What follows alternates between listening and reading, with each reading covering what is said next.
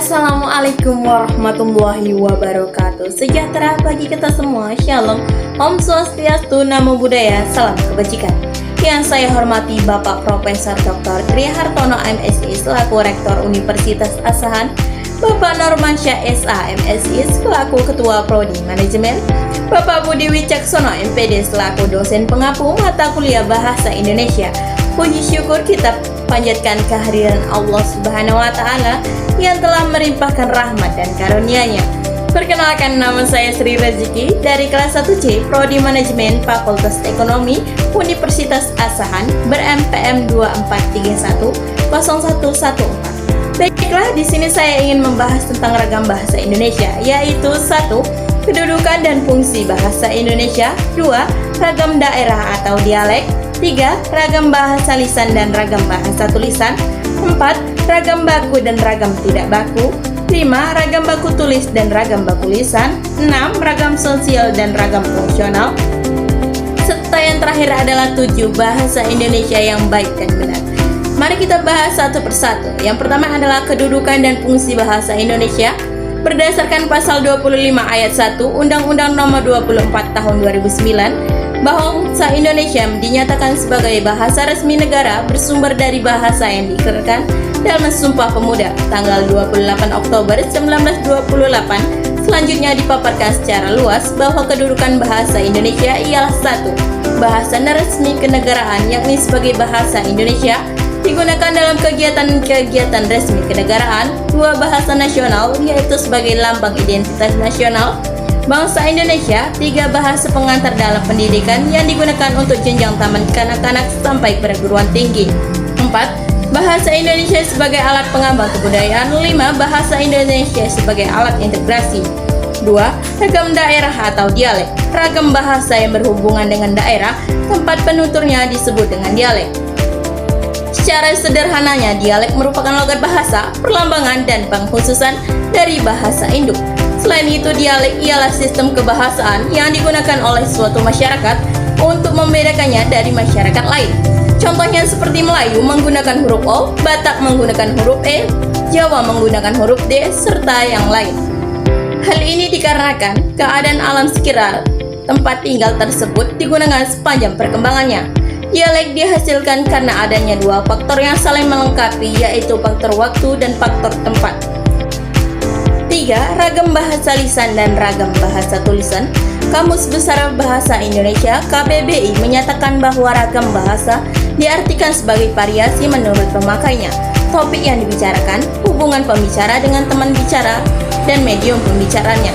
Dengan demikian, ragam bahasa membahas mengenai variasi atau menurut pemakainya, mengemukakan bahwa ragam lisan ialah bahasa yang dilafalkan atau dituturkan langsung oleh penutur kepada pendengar atau lawan tuturnya. Penggunaan intonasi dalam ragam lisan berpengaruh terhadap pemaknanya. Ragam tulis tidak mengharuskannya adanya lawan tutur, berbeda dengan ragam lisan yang terkadang memerlukan lawan tutur. Adapun perbedaannya antara lain ragam lisan dan ragam tulis, yaitu ragam lisan sangat berkaitan dengan kondisi, situasi, ruang, waktu, dan apa yang dibicarakan secara lisan. 4. Ragam baku dan ragam tidak baku. Bahasa Indonesia yang baku ialah bahasa Indonesia yang digunakan oleh orang-orang yang terdidik serta dipakai menjadi tolak ukur penggunaan bahasa yang baik dan benar. Ragam bahasa Indonesia baku ditandai dengan adanya sifat kemantapan dinamis dan ciri kecerdikannya. Ragam bahasa tidak baku ialah ragam bahasa yang cara pengucapan atau penulisan tidak memenuhi kaidah standar.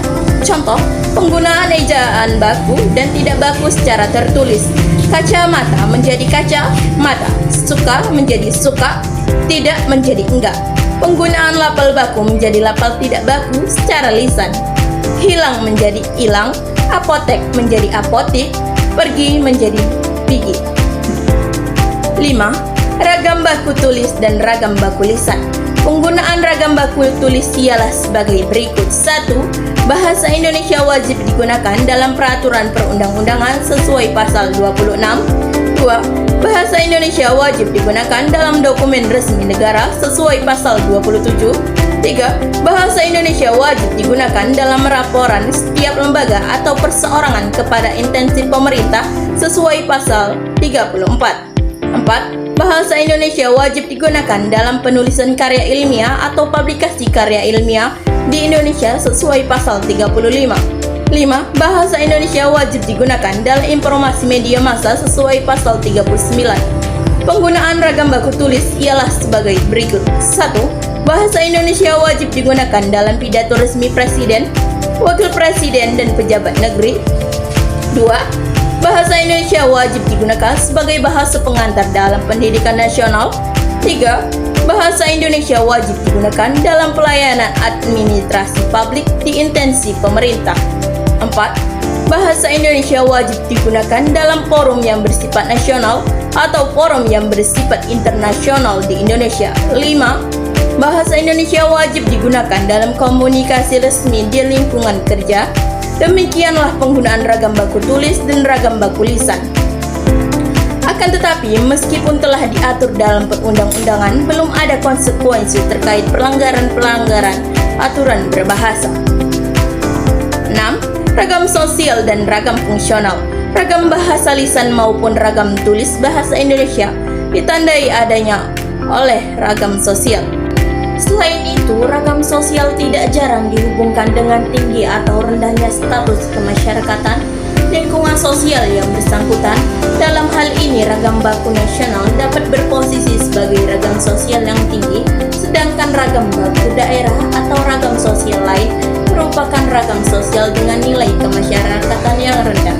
Ragam fungsional disebut juga dengan ragam profesional atau ragam bahasa yang dikaitkan dengan profesi, lembaga, lingkungan kerja, atau kegiatan tertentu lainnya.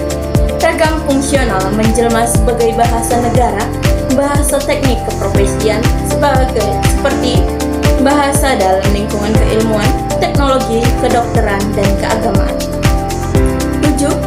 Bahasa Indonesia yang baik dan benar. Berbahasa Indonesia yang baik berarti menggunakan bahasa Indonesia sesuai dengan konteks berbahasa yang selaras dengan nilai sosial masyarakat. Peraturan ini berkaitan dengan penggunaan ragam bahasa secara tulis atau lisan untuk kebutuhan berkomunikasi. Adapun bahasa Indonesia yang baik berkaitan dengan nilai sosial masyarakat, yang perlu diperhatikan ialah menggunakan bahasa terhadap berkomunikasi. Berkomunikasi dengan teman tentu akan berbeda dengan berkomunikasi kepada orang lain. Berbahasa Indonesia yang benar berarti menggunakan bahasa Indonesia yang sesuai dengan kaidah atau aturan bahasa Indonesia. Kaidah bahasa Indonesia meliputi kaidah tata bahasa, kaidah ejaan, dan kaidah pembentukan istilah. Kaidah tata bahasa dan kaidah pembentukan istilah berkaitan dengan bahasa Indonesia lisan atau tulis. Dengan demikian, berbahasa Indonesia yang baik dan benar berarti menyampaikan pemikiran dengan informasi yang lengkap secara teratur.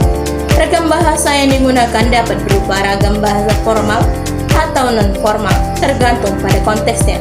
Baiklah, di sini saya ada membuat kesimpulan, yaitu bahasa Indonesia merupakan bahasa resmi sekaligus bahasa nasional Indonesia.